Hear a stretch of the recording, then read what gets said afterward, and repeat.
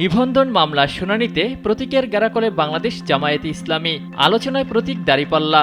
এটি কোনো দল প্রতীক হিসেবে ব্যবহার করতে পারবে না এমন সিদ্ধান্ত দিয়েছে সুপ্রিম কোর্টের ফুল কোর্ট। আর আদালতের এমন সিদ্ধান্ত থাকায় জামায়াত তার দীর্ঘদিনের পরিচিত ও জনপ্রিয় প্রতীক ফিরে পাবে কিনা এ নিয়ে প্রশ্ন এখন সর্বত্র। ইসির আইনজীবী জানান, তাদের তালিকায় দাঁড়িপাল্লা প্রতীক হিসাবে নেই। আর জামাতের আইনজীবী দাবি করেন, সুপ্রিম কোর্টের প্রশাসনিক সিদ্ধান্ত থাকলেও এ প্রতীক পেতে বাধা নেই তাদের। দল হিসাবে নিবন্ধন ফিরে পেতে সর্বোচ্চ আদালতে আইনি লড়াই চালিয়ে যাচ্ছে বাংলাদেশ জামায়াতে ইসলামী। নিবন্ধন ফিরে পেতে আইনের যুক্তিতে এগিয়ে থাকলেও দাঁড়িপাল্লার প্রতীক ফিরে পেতে দেখা দিয়েছে আইনি জটিলতা। দাঁড়িপাল্লা প্রতীক নিয়ে টানাপোড়েনের শুরুটা হয় আওয়ামী লীগের শাসনামলে 2016 সালে। নিজস্ব প্রতীক হওয়ায় দাঁড়িপাল্লাকে কোনো রাজনৈতিক দল কিংবা সংগঠন প্রতীক হিসেবে ব্যবহার করতে পারবে না বলে সিদ্ধান্ত দেয় সুপ্রিম কোর্টের প্রশাসন। সে সময় ফুল কোর্টের এই সিদ্ধান্ত পাঠানো হয় নির্বাচন কমিশনে। এরপর রাজনৈতিক দলের প্রতীকের তালিকা থেকে দাঁড়িপাল্লা বাদ দেয় নির্বাচন কমিশন।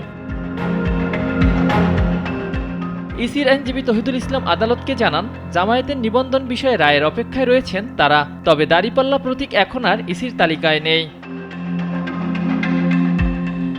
কয়েক দফা শুনানি শেষে দলটির নিবন্ধন ফিরে পেতে আপিলের রায় আগামী 1 জুন ঘোষণার দিন ধার্য করেছে আদালত। জামায়াতের আইনজীবী জানান, দলটির নিবন্ধন বাতিল করা হয়েছিল বিচার বিভাগকে রাজনীতিকরণ করতে। 2008 সালে জামায়াতকে ইলেকশন কমিশন একটি নিবন্ধন ইস্যু করেন, কিন্তু বাংলাদেশের হাইকোর্ট মেজরিটির জাজমেন্টের ভিত্তিতে এই নিবন্ধনটি বাতিল করেন।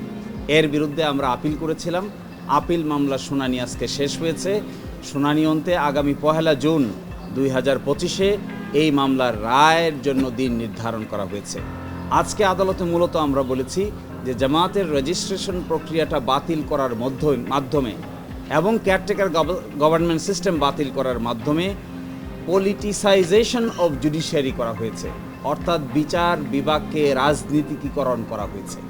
এবং আজকে যে জামাত ইসলামীর নিবন্ধন মামলা শুনানি হচ্ছে, যারা এই নিবন্ধন মামলা শুনানি অন্তে নিবন্ধন বাতিল করেছেন, তারা মূলত বাংলাদেশের উচ্চ আদালতকে রাজনৈতিকভাবে ব্যবহার করেছেন এবং এই জন্যই নিবন্ধনটি বাতিল করা হয়েছে। আমাদের এই আর্গুমেন্ট আদালত অত্যন্ত মনোযোগ দিয়ে শুনেছেন। আমরা এক্সপেক্ট করব যে আমাদের এই আর্গুমেন্টের ভিত্তিতে আগামী 1 জুন ইনশাল্লাহ জামায়াত ইসলামী তার নিবন্ধন ফেরত পাবে ইনশাআল্লাহ।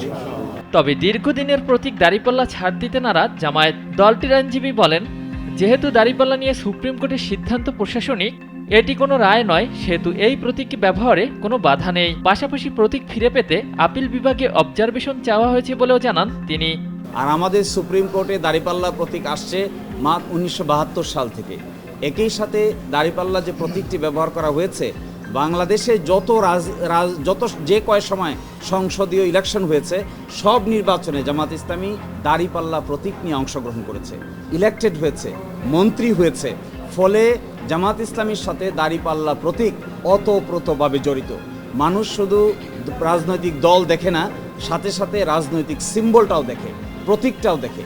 সেই জন্য আমরা বলছি যে শুধুমাত্র রেজিস্ট্রেশনেই যথেষ্ট নয়, তার সঙ্গে ইলেকশন কমিশন যেন আমাদেরকে দাঁড়িপাল্লা প্রতীকটি বরাদ্দ করে, এই মর্মে উচ্চ আদালত থেকে আমরা অবজারভেশন চাই। লিখিত আকারে আমরা এই অবজারভেশন চেয়েছি।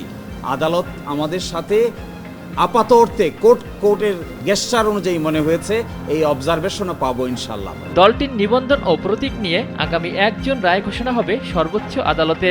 দলের নিবন্ধন এবং প্রতীক দুটি ফিরে পেতেই আশাবাদী জামাতের আইনজীবী।